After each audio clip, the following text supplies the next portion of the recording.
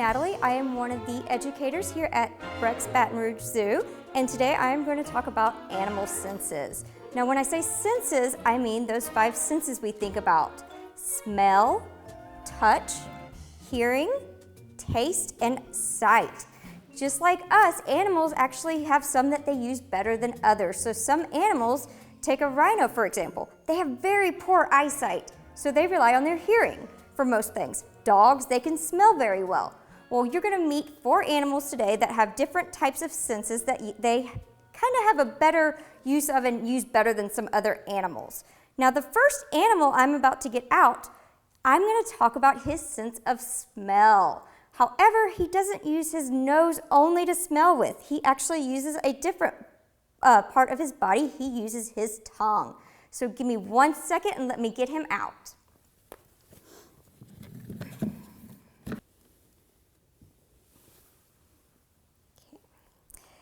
This is Wilbur. He is our western hog-nosed snake, and he does look little, but he is full grown. This is as big as they usually get.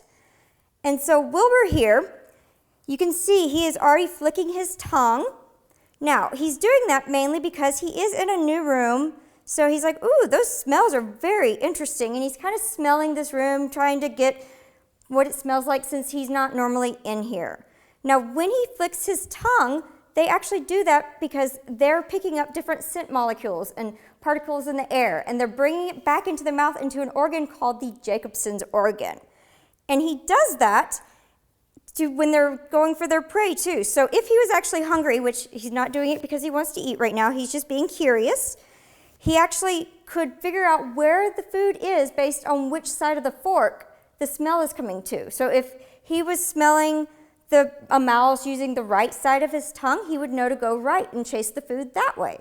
And so that's how they use their tongue to smell. Now, he also is, you can see he moves around a lot. He has this long body, so they are good with touch too. So because they're very sensitive, so the long body does help with touch. And you can see that he does not have eyelids like we do. So he doesn't blink. He actually keeps his eyes open, so it's hard to tell sometimes when they're sleeping because their eyes do stay open.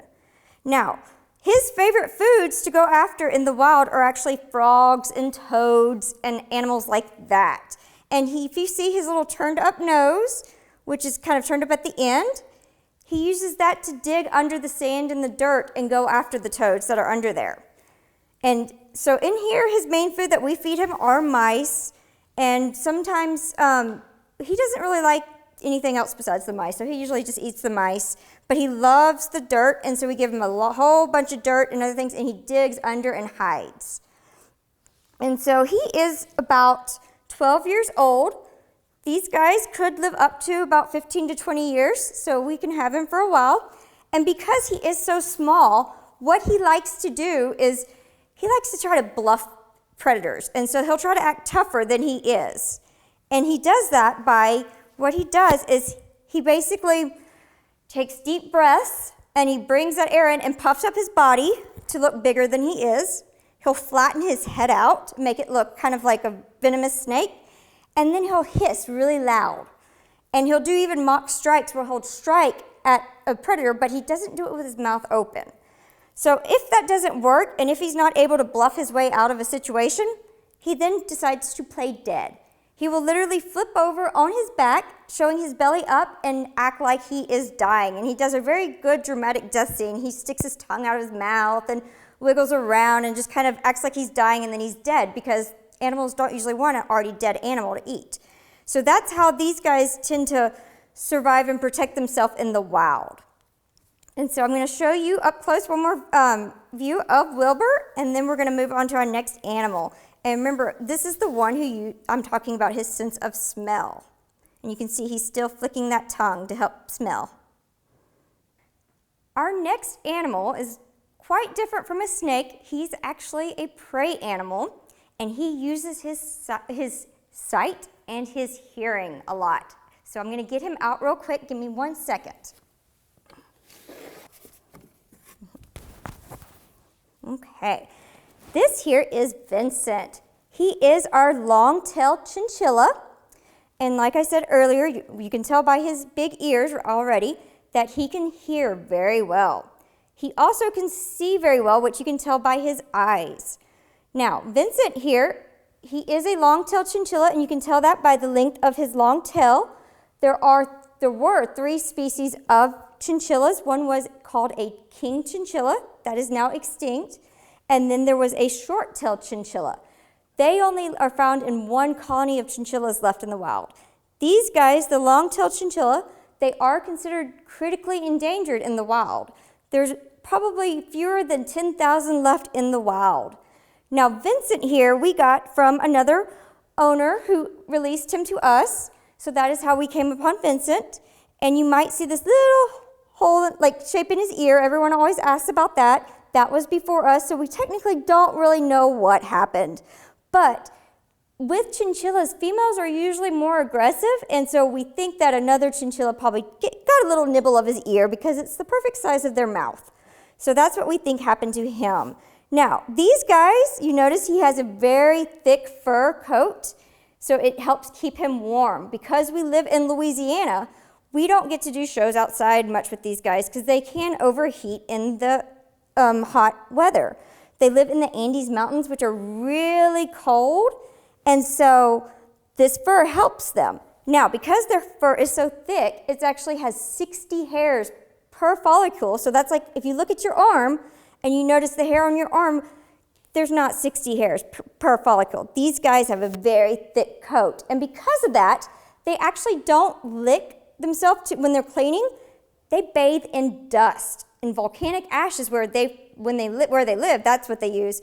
But here at the zoo, it's actually called chinchilla dust. And we put it in a bowl, and he likes to roll around in it, and he loves taking baths. He loves getting that bowl of dust. That's his favorite thing every day when we clean him. So he waits for that because they like to stay very clean. After even me holding him, that's the first thing he wants to do is go roll around and clean himself off. Now, because these guys are completely prey animals, they need to rely on their eyesight and their hearing to protect themselves. So that is why they use their eyes and their ears a lot, and they have very good sense of hearing and eyes. And he is constantly looking around, which you'll see. He's just kind of exploring everything, and that is what he is focusing on. So with Vincent, again, I am going to let you look at him one more time up close, and you can notice his big old ears and his pretty big eyes. And you can see him, and he's using his whiskers, and he's smelling around and just kind of seeing what's going on. And so I'm going to put Vincent up, and the next animal is actually another animal that uses their sense of hearing and eyesight as well, but it is a completely different animal. So give me 1 second. So this is Patty. She is one of our eastern screech owls. I'm using her today because owls are also known for their good sense of hearing as well as sight.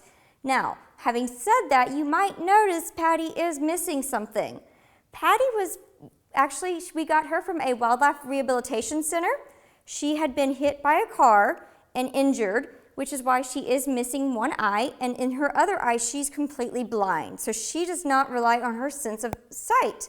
And because of that, and because owls need that to survive, she was not able to be released back into the wild. And so they needed someone who would take her and take care of her, and that's how we got her here at the zoo. Now, other than her sight, though, she still can hear very well. So that is what she uses primarily, is her sense of hearing. So that's why, if you notice, she's never looking around at other things right now. She's basically focusing on me since I'm talking, so she's hearing me.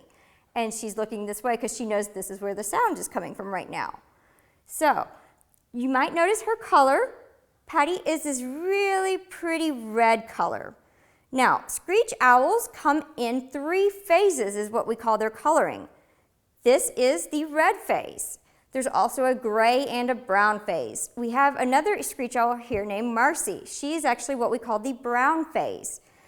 The reason why these different colors help these birds is because the red phase owls might be found more in the pinewood forests that we have like in North Louisiana, the pinewood trees.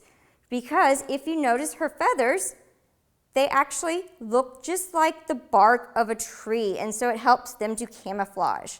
Now, if we had a brown phase or a gray phase, the gray phase owls would be more found in Baton Rouge that we have. She's trying to tell me to be still right now. See? There we go. So the gray-faced is actually found in the oak trees.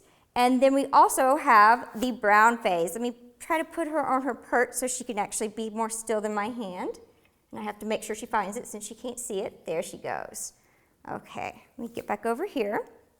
There we go. So Patty here, like I said, her coloring would be in pine trees.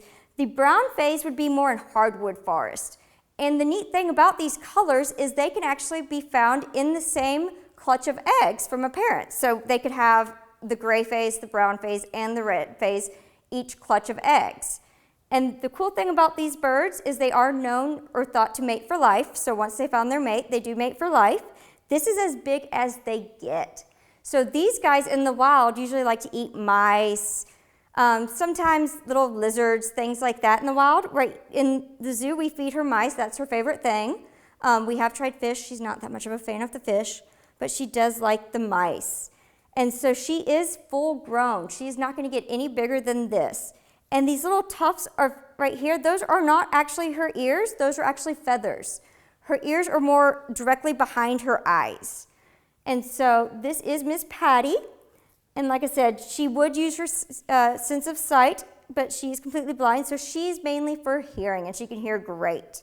So I'm about to put Miss Patty up. And then our last animal is probably the one I think is the most interesting because it has a little unusual way that it likes to taste its food. And so I'm going to get him out in 1 second. So let me grab Miss Patty. Good girl.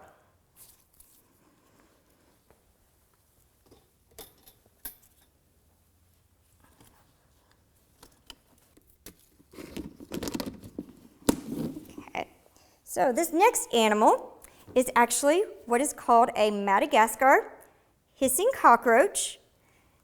And these guys I have out because I want to talk about their sense of feeling, which if you see their antenna moving, that is how they feel, and their sense of taste, which their taste, if you notice its feet, they actually taste with their feet.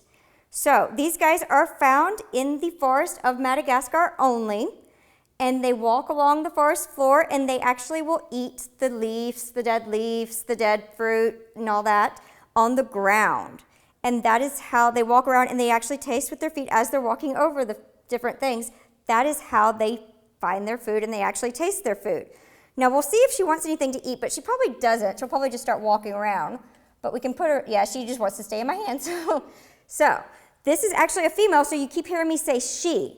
How you actually can tell that is, once I come back over here, her thorax right here, she doesn't have horns on her thorax. The boys actually have these big bumps on their head, and that's the horns, and that's how you tell it is a boy. And so you can tell the difference. These guys can actually get up to about 2 to 3 inches long, and they actually can live about 5 years in a zoo or in if you're taking care of them. In the wild, it's usually only about 2 years or so, 3 years. But so she still has a little bit to grow. Now, the females like her can actually give birth to up to 60 babies. And they can have 60 babies at one time if they need to. So that's a lot of little babies that they can have. So I'm going to show her again since she's walking around. You can see those little legs moving. Like I said, that's how she tastes. And she is feeling right now with her antennas. They are moving around. And you see her little head is actually under her thorax. So you actually see her head. And how she kind of sticks to your hand. That's her, how did I say that? She is basically moving around, and she can actually walk upside down if she wanted to. She's very comfortable with me. You don't hear her hissing right now. So Madagascar hissing cockroaches don't actually hiss from their mouth. What they do is they have these holes on their sides, and they push air through them. They push the air through, and they're called spiracles. And so they only hiss for 4 reasons. They would hiss for alarm, so if they were startled and trying to alert the others, that's one reason. The boys do it for combat and fighting each other to see who's the toughest and the biggest. And they do it for mating and also basically to court the females. So those are the 4 reasons that they like to hiss.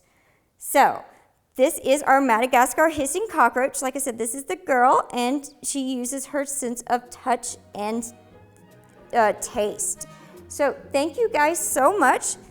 this is the end of the Animal Sense program. I hope you've enjoyed it and I hope you learned a little bit about these animals that we showed y'all today. And when y'all come to the zoo, you can see all the other animals and learn about all the different senses that they use. So thank you guys.